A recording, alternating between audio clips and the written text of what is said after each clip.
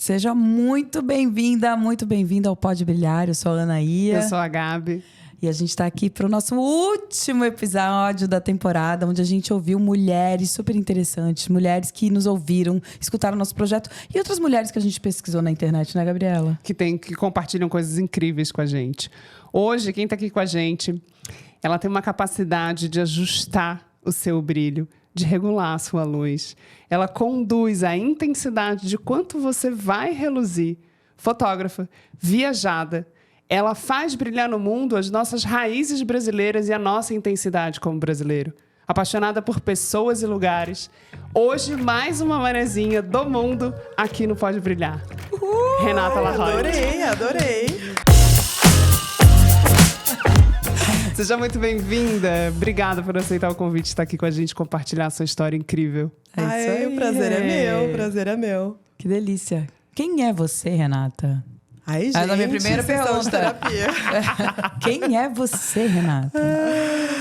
Como a Gabi falou, eu sou manezinha, nascida e crescida aqui em Floripa. Mas eu cresci no mundo, então desde pequena eu sempre tive muitas experiências fora de Floripa também, quando eu nem sabia que eu era fotógrafa.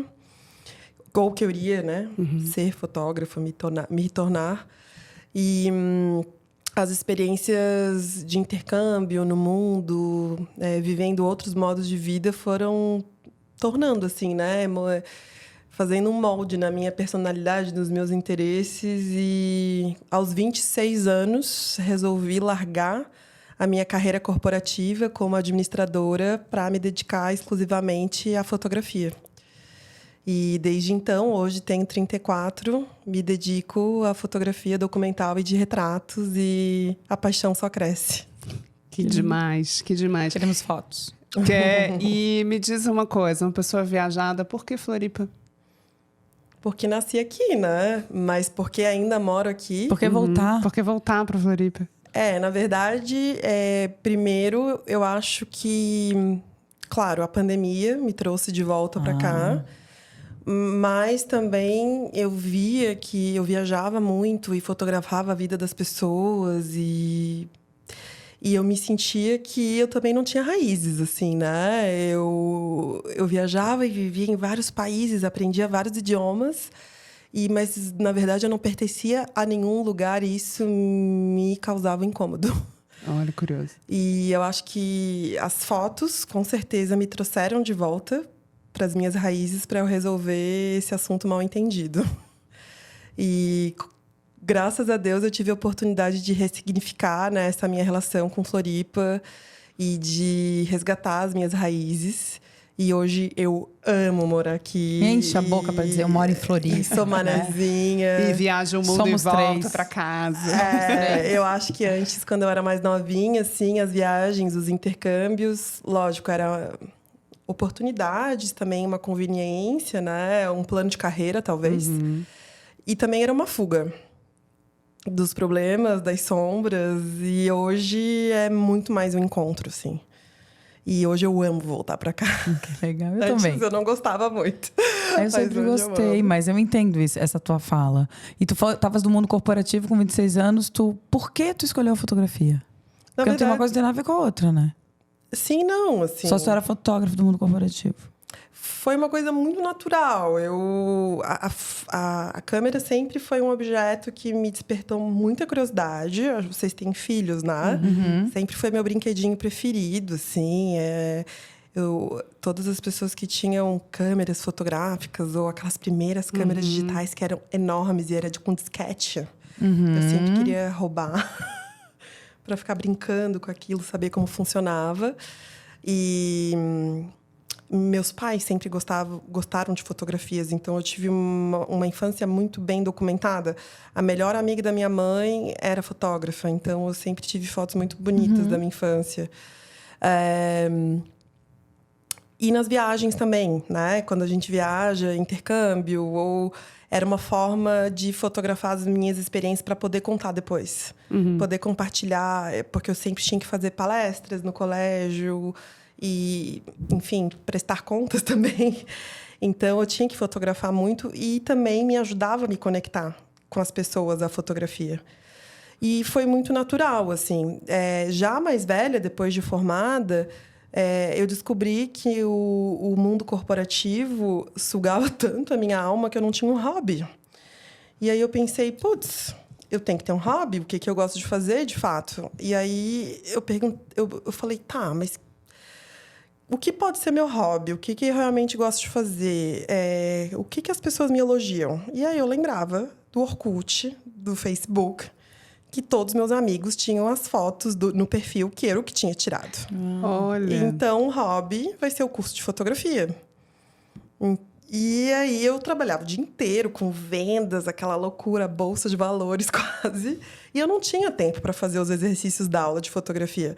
Então eu levava a câmera pro meu escritório. Então eu fazia as fotos do exercício do curso dentro do escritório de trabalho.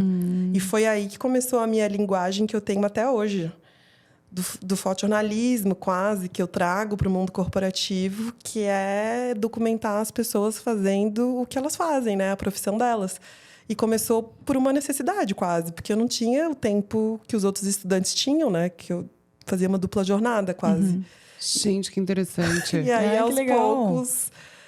aos poucos, eu vi que Que era mais legal ser fotógrafo que trabalhar no mundo corporativo. E até eu fazia mais dinheiro, assim. Que aí eu Sim, tinha jobs acredito. todos os E que finais tu é de dona do semana. teu tempo? E tu diz não pra quem tu quer? Eu falei, se eu quero fazer o negócio rodar e eu preciso fazer com excelência, eu preciso tomar Dedicar. decisões. Como tudo na vida. Se tu não fosse fotógrafo, o que tu seria? Olha, jornalista. Tá aí, Pertinho né? também. Pertinho. A fotografia é muito ampla, né? Quando a gente fala assim, eu sou fotógrafo, muito ampla, porque a gente sabe a quantidade de ramos que a fotografia abarca. Então, pode ser fotógrafo de bebês. paisagem, de bebê, de objeto, Publicidade. né? Como você foi conquistada por esse lugar do documental, de retratar a vida como ela é, né? Porque você não cria um estúdio para fazer, é a vida como está ali presente, né? Sim, bem interessante essa pergunta, assim. Eu acho que essa pergunta veio ao longo do tempo, assim. Porque aqui no Brasil, quando você começa a estudar fotografia para você ser profissional, você é ensinado a ganhar dinheiro com isso, né? Faça um curso para ser fotógrafo newborn. Faça um curso para ser fotógrafo de casamento. Faça um curso para ser fotógrafo de gestante. E eu fiz esses cursos.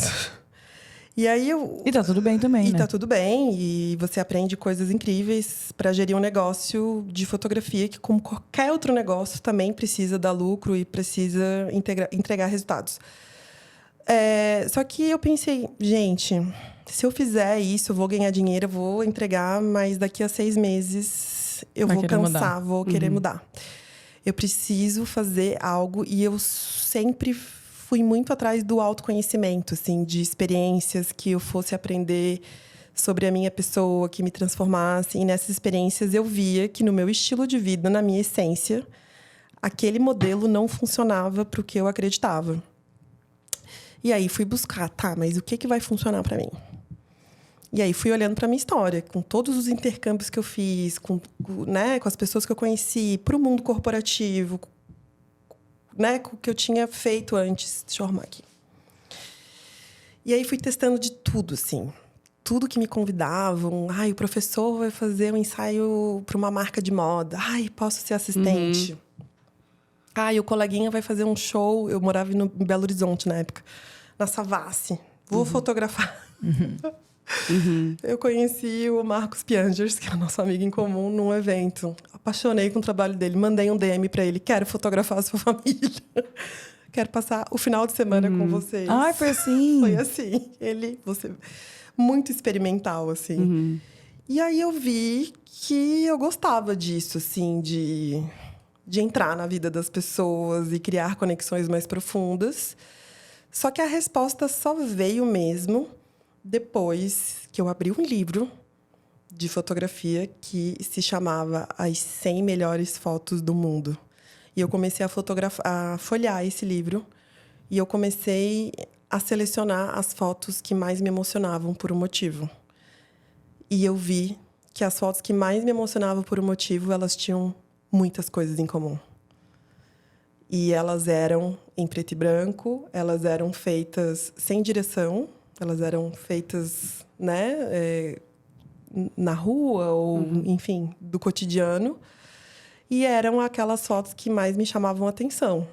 As outras fotos eram incríveis também, mas não me emocionavam. E tá tudo bem.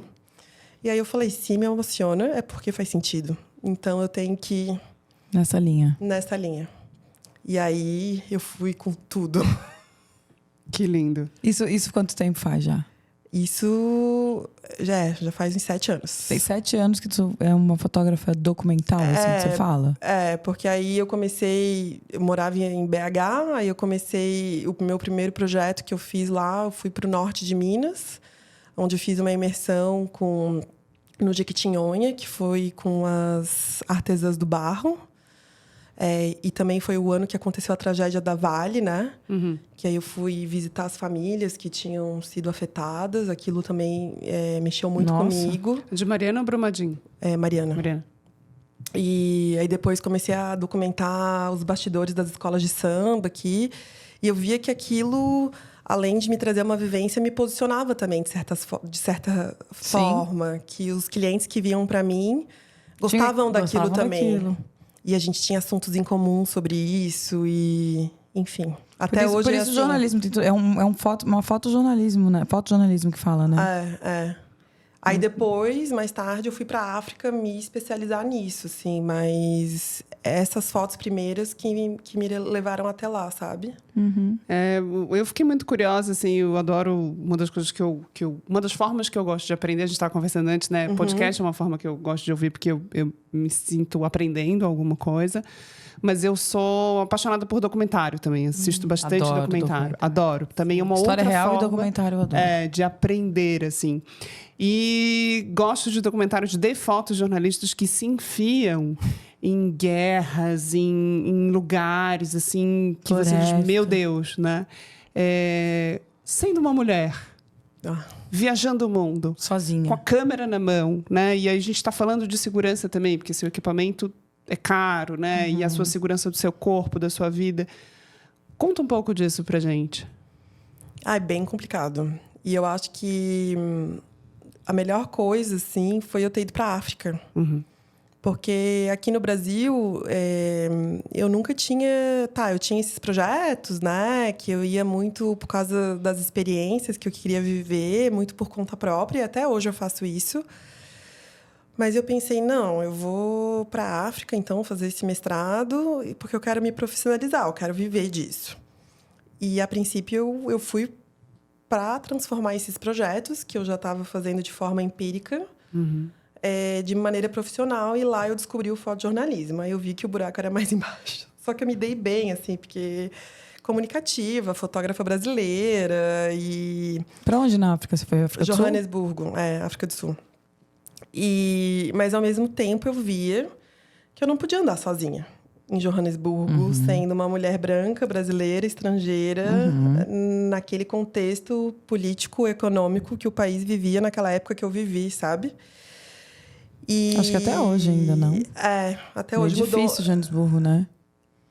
Eu tenho uma amiga que mora na África do Sul, fala bastante disso, do perigo. Mas foi bom também que foi a primeira vez que eu tive contato real com a indústria de verdade, sabe? Que os meus mentores foram os editores-chefes dos grandes portais de notícias, dos grandes jornais, que eu tinha que fazer os projetos, eu recebia crítica dessas pessoas, porque aqui em Floripa eu não tinha acesso a essas pessoas. E o que eu mais aprendi nesse sentido, que não era necessariamente a foto, mas você tinha que defender a sua ideia, por que você fez a foto e por que aquela foto tinha a ver com você, né? E no fotojornalismo, você tem que estar no lugar certo. E às vezes a foto vem antes da matéria? Também, pode vir, né? Dependendo de uma fotona. E também tem essa coisa do imediatismo digital, que tem no mundo comercial, mas tem também no mundo das notícias. E também tem essa coisa da segurança, né? Isso me irritava muito, porque aqui sou muito independente. E lá eu não podia fazer nada sozinha. E principalmente aqui eu faço meu preço, eu vendo, eu negocio os meus valores, eu sou dona do meu próprio negócio. E lá eu tinha que ir com o flow do mercado. Era o mercado que ditava o meu preço, ainda mais que eu estava bem no começo, né? E aí eu vi que provavelmente eu não ia conseguir viver disso, sabe? Só que eu aprendi vários hacks, assim, várias dicas, que quando eu vou para Salvador, por exemplo, eu super me viro. Porque eu aprendi como me portar, coisas simples, assim, tipo, eu vou fazer fotos do bloco afro, saindo de uma comunidade de Salvador, eu coloco meu equipamento que eu sei que eu tenho que ir de mototáxi, eu coloco meu equipamento dentro de uma sacola de plástico. Porque eu sei que... Isso eu aprendi na África, essas coisas, sabe? Porque aqui em Floripa eu ia com uma bolsa de couro.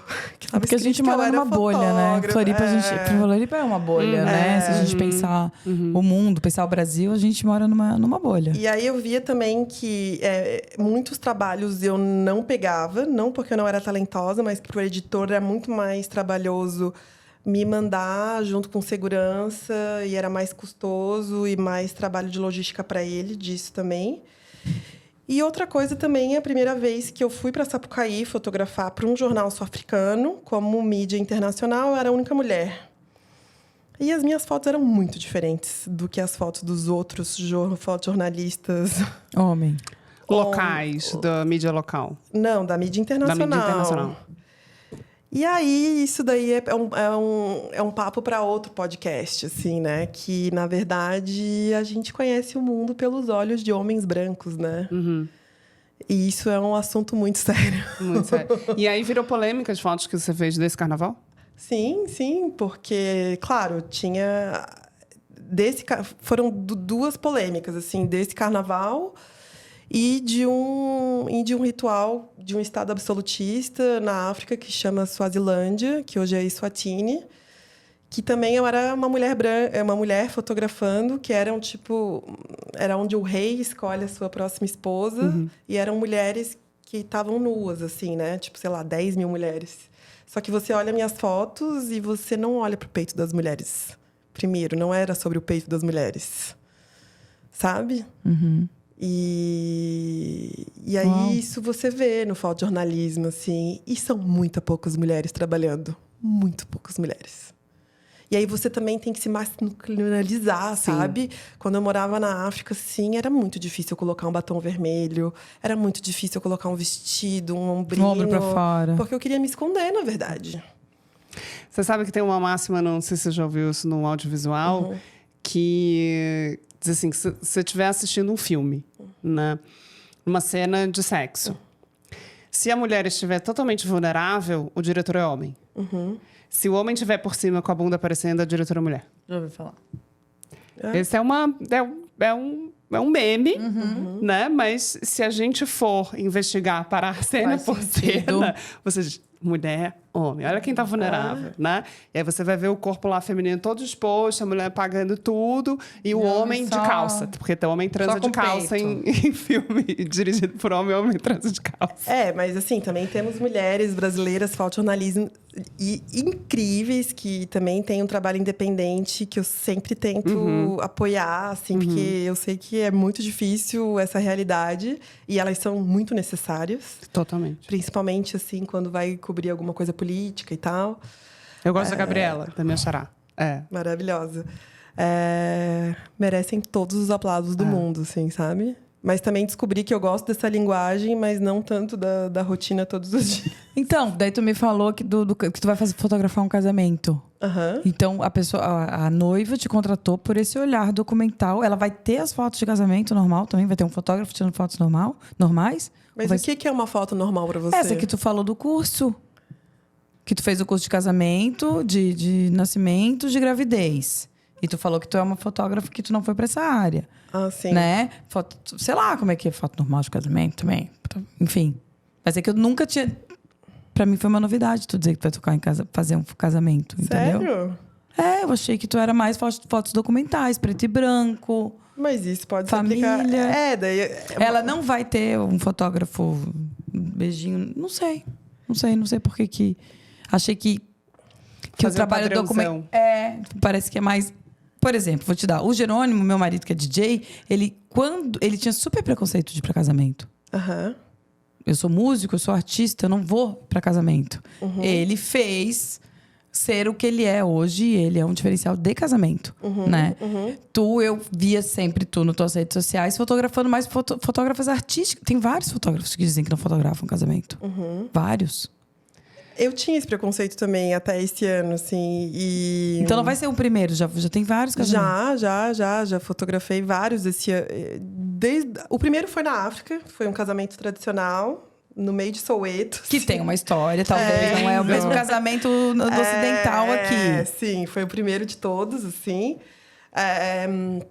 Mas, assim, quando eu comecei com... Eu quero ver tuas fotos de casamento, vai ser diferente, sim. Acho que sim. Mas, assim, voltando essa coisa do nicho, eu não tenho nicho na fotografia. Porque eu acho que essa vivência dos projetos que me ajudaram muito a me posicionar, do fotojornalismo, que deu essa vivência, que eu falo do tiro e porrada bomba, do Bang Bang Club, me trouxe uma linguagem, assim, muito natural das coisas, que tem muito a ver com o meu estilo de vida e com a minha personalidade, né? E eu vejo que eu não tenho nicho, assim. Se você for ver o meu Instagram, tem foto de tudo. Tem fotos de casamento, tem foto do CEO da empresa, tem foto da criança dentro da piscina de bolinha, tem foto da atriz se preparando para entrar no set da novela. E eu acho isso ótimo, porque eu sempre quis isso, assim. Eu sempre quis desenvolver uma linguagem e que as pessoas apreciassem isso, reconhecessem isso, e que gostassem disso, e que não importa o que elas quisessem fazer, e que elas quisessem essa linguagem dentro da necessidade delas. Se elas querem essa linguagem dentro do casamento delas, elas vão ter. Não, então ela te contratou por essa tua linguagem. Tu vai fazer um newborn, que chama. Tu pode fazer com outra linguagem. Ninguém vai ficar deitado no... Não. Na Annie Guedes. Você amamentando lá, quando você acordar. Tem a ver com tem um ponto de vista, né? Uma historinha pra contar. Quando alguém se apaixona pelo ponto de vista do outro, né? Eu tenho uma grande amiga que sempre me fotografou no Rio. Todos os meus ensaios no Rio são com ela. E toda vez que eu posto uma foto dela, eu sempre digo: obrigada, amiga, você é o meu melhor ponto de vista. Porque é isso, encaixa, é o ponto de vista dela do que eu tô precisando, né? A forma com que ela enxerga o mundo. Então, eu olho para a fotografia por esse lugar, assim, é a forma com que a pessoa enxerga o mundo e ela te transmite isso, né?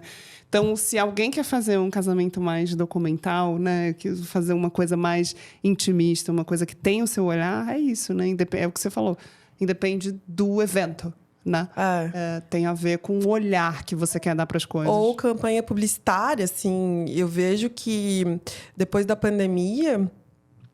a campanha publicitária sempre tem essa coisa do flash, das luzes, né? E eu vejo que a linguagem do fotojornalismo, ela trabalha com muita luz natural, né? Isso traz muita humanidade, porque traz o senso de realidade. A pessoa tá dentro da cena.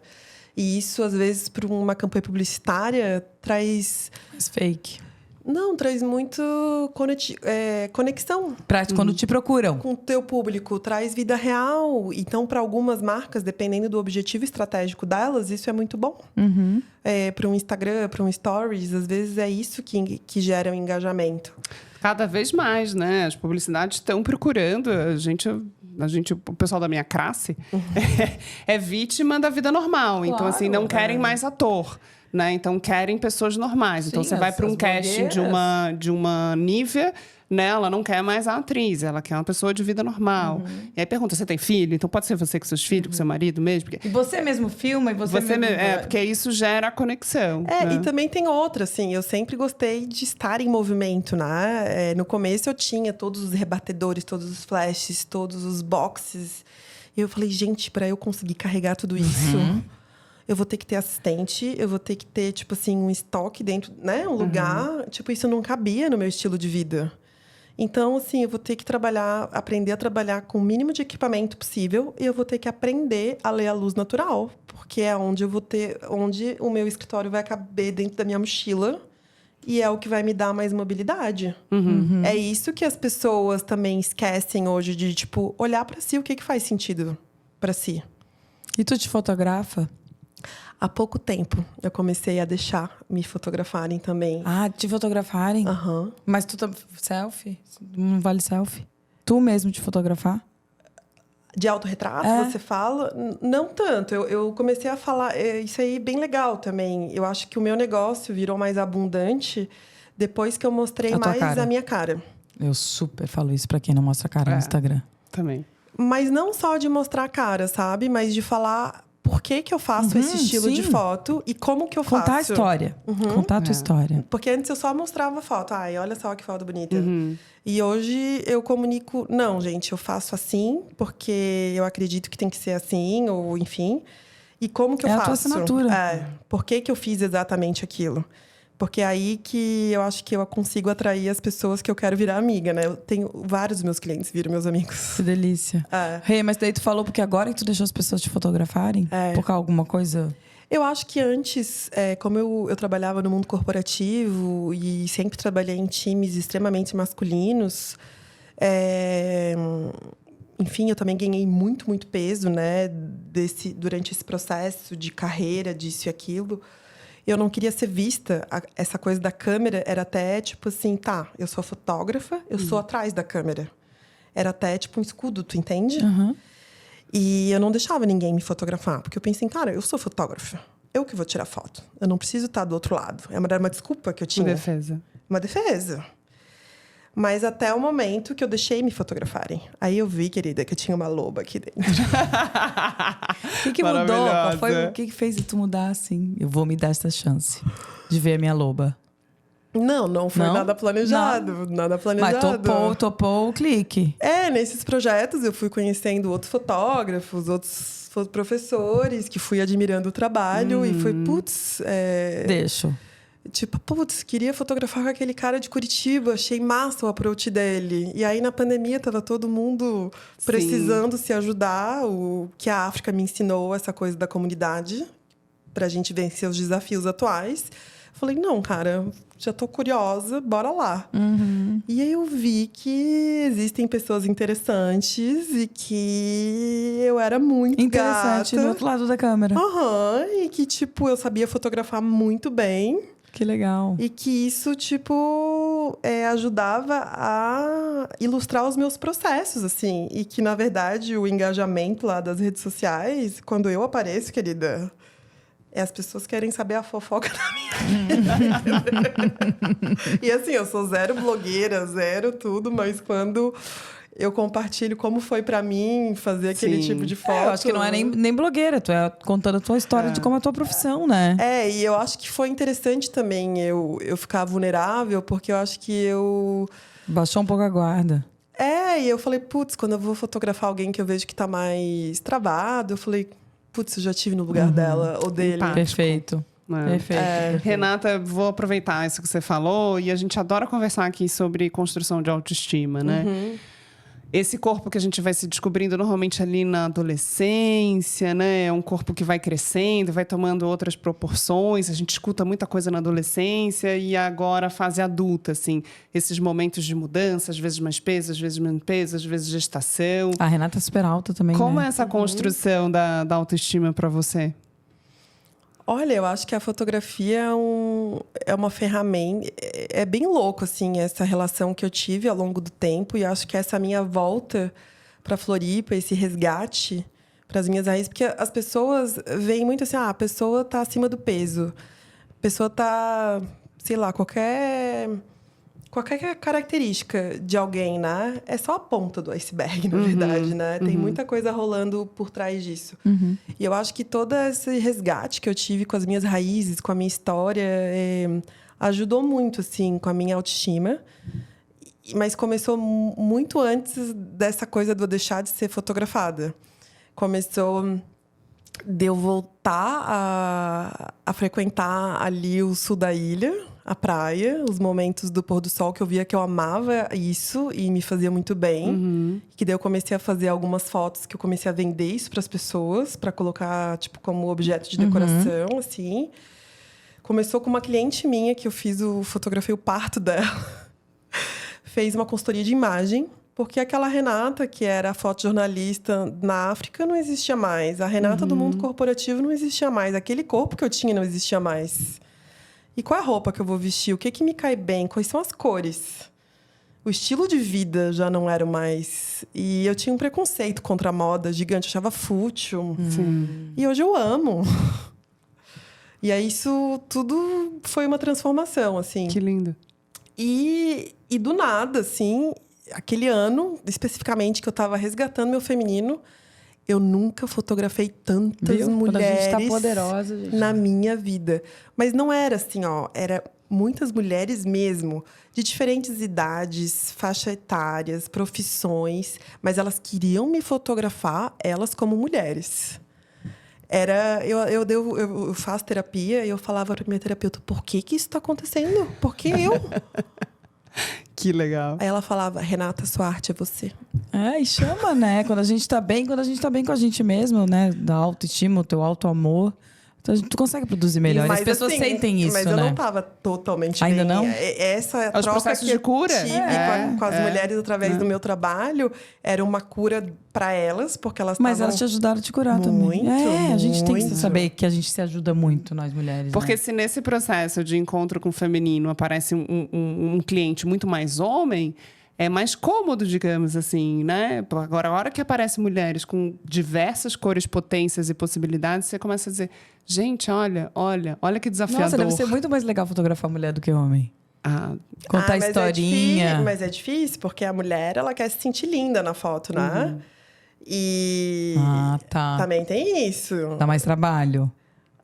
Mas assim, a minha foto tem muito movimento, ela é muito natural, né? Eu não faço Photoshop, posada. posada. Não, e posada também, né? E como é que tu vai trabalhar com a expectativa do outro, né? Tem coisas Não, mas que aquilo não que tá a na gente minha falou, que alçada. a pessoa já vai saber como é que é a tua fotografia, não é posada. Não, sim, mas mesmo assim, tipo, eu não entendia. Por exemplo, eu já fotografei muitas mulheres, assim, super padrão, super... que tinham uma autoestima muito pior do que a minha. E aí eu falei, gente, por que ela veio procurar a mim? Tipo assim...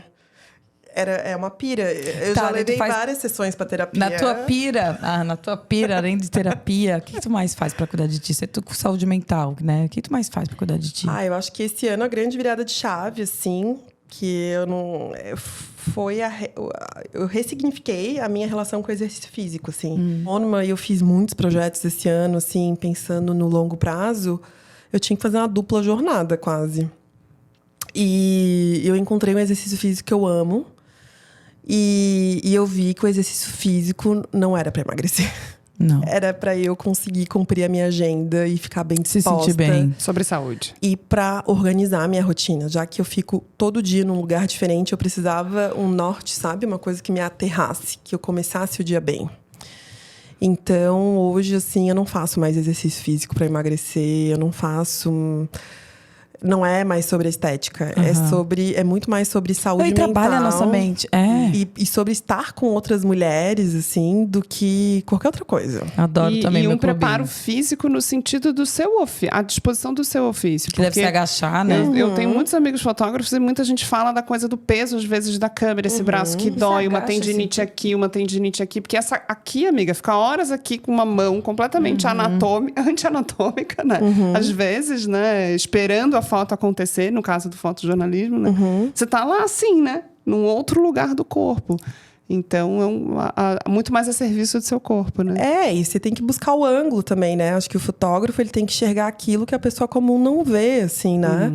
E às vezes, dependendo do trabalho, eu chegava morta em casa. E hoje eu chego disposta. A qualidade de vida que eu ganhei, Com assim, exercício, né? foi indiscutível. E não é necessariamente apenas sobre o peso, sabe? Acho que o peso é uma consequência.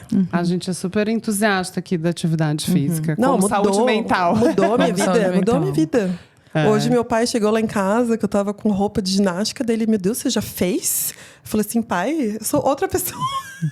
E de manhã, tu faz de manhã também? Aham. Pra mim tem que ser a primeira coisa. Eu não. Mas, enfim, tive que fazer de manhã, porque a vida de manhã é outra vida, né? Não, prefiro Mas de manhã. eu sou da noite. Adoro atividade física à noite. Adoro dormir e ver Netflix. E pro meu perfil, pra ativar, assim, tem que ser de manhã. Renata, a gente está chegando já no nosso fim aqui, mas a gente tem um quiz pra gente fazer Ai, aqui meu um Deus. bate-bola. Eu super faço rápido. isso com os meus clientes, tá? Na hora que eu vou fazer os retratos. Pra ele se sentir mais à vontade? Eu acho que isso... Conecta. E eu acho que dá expressões mais naturais. Faz a perguntinha. Tipo, tá, se você fosse Tá uma cor, qual que pensando, você né? seria? Você não fica aquele sorriso assim. Então tá. O que pode na vida? Pode tudo.